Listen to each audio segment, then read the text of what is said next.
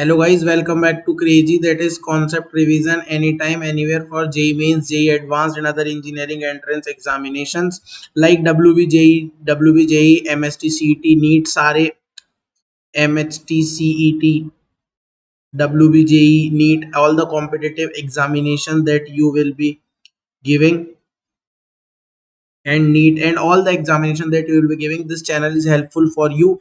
We provide regular content on the question solving tricks, college reviews, crash course and all सारे material आपको इस channel पे मिल जाएगा. अगर आप चाहते हैं आपके वीडियो का आपके क्वेश्चन का ऐसा वीडियो सॉल्यूशन बने, just click the photo of your question and upload that question in the drive link given below in description box, and you will get an interactive video solution. Also join the WhatsApp group that we have made for all the aspirants. The link of the same is provided in the description. तो आइए इस question की तरफ चलते हैं.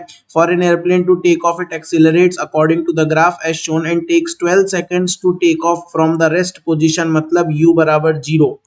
Rest position दे दिया, इसका मतलब initial velocity is 0. The distance travelled by the airplane, airplane से डिस्टेंस निकालना है, राइट. तो आइए इस क्वेश्चन को करते हैं. अगर आप चैनल पे नए हैं तो सब्सक्राइब कर दें और वीडियो को लाइक कर दें. तो सी यहाँ पे ओरिजिन पे u इक्वल्स टू 0 है और a तक का टाइम है 6 सेकेंड्स. तो अगर मैं ऐसे बोलूं टिल 0 to 6 पार्टिकल का कैसा मोशन है, uniformly accelerated motion,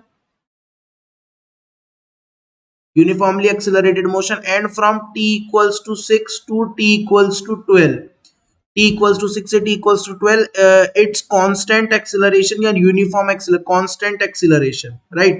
constant accelerated constant acceleration motion है, यहाँ पे a इक्वल्स टू 5 है और इसमें a कॉन्स्टेंटली इंक्रीज कर रहा है. अगर मैं इसको थीटा बोल देता हूं तो equation of line OA what can be written as y equals to mx is the general form of equation of line passing through origin. Now y पे आपका एक्सिलरेशन है a, slope of this line this is 5 and this is 6, तो इस line का slope m can be written as 5 over 6, so it's 5 over 6 t, right. It's 5 over 6 t.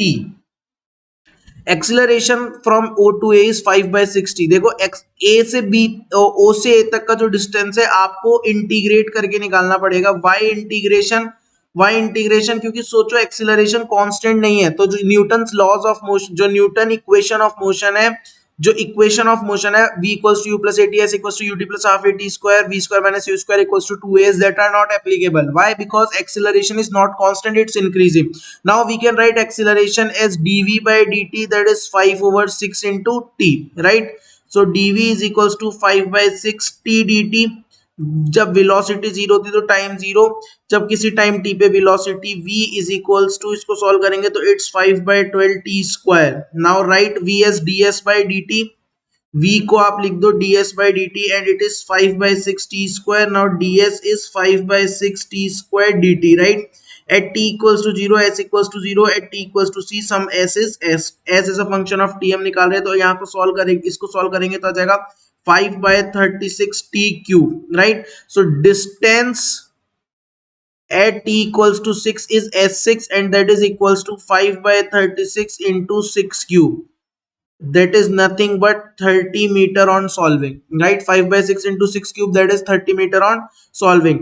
So हमने calculate कर लिया, we have calculated the distance for first 6 seconds. तो 0 से 6 seconds में उसने कितना distance cover किया, it has traveled 30 meters.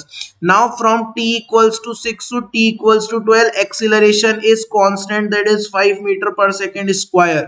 Acceleration क्या है, कांस्टेंट है जो कि है 5 मीटर पर सेकंड स्क्वायर. तो यहाँ पे आपके इक्वेशन ऑफ मोशन एप्लीकेबल हो जाएगी, यहाँ पे इक्वेशन ऑफ मोशन आसानी से एप्लीकेबल हो जाएगी. Now velocity at point A you need to calculate and then you need to apply s is equals to ut plus half at square from A to B, and u is nothing but va, that is initial velocity for the motion from A to B. A to B you need to calculate va, that is initial velocity for this motion which is being on A to B. जो A से B तक का motion होगा उसके लिए initial velocity is velocity at A, right. And velocity is given as function of time, that is 5/12 t square, 5/12 t square, right. so it is 5 by 12 into 6 square, that is nothing but 15 metre पर second. एक तो ये तरीका है velocity निकालने का। दूसरा तरीका जो वेलोसिटी निकालने का, ए पॉइंट पे आप क्या करो, एरिया अंडर कर्व निकाल लो, area under AT curve. Area under AT curve आपको क्या देगा, ये आपको देता है delta V, that is VA minus VO, it is zero initial velocity. And इसका जो एरिया अंडर कर्व होगा, area under curve that is O से A तक का जो एरिया होगा, इसका एरिया हो जाएगा, ये ट्राइंगल बनेगा, तो इसका एरिया यहां से यहां तक कितना हो जाएगा, area will be half into base into height, that is 15 metre पर second is the change in velocity from O to A, that is VA minus VO, that is 15 is equals to VA and VO is 0। तो ये दूसरा तरीका।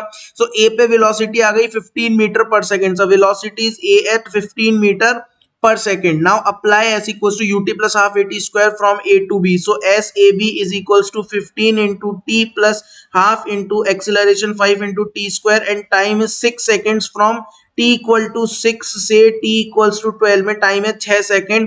so SAB will be nothing but 15 6 are 90 when you will put t equals to 6, and it will again come 36 5 are 180, 36 180 by 290. So again at t equals to 6 seconds, the distance from A to B is nothing but 180 meters. So total distance for t equals to 12 second is nothing but t equals to 0 to t equals to 6 का distance plus t equals to 6 to t equals to 12 का distance. यहाँ पे acceleration constant नहीं था, integration करके निकाला।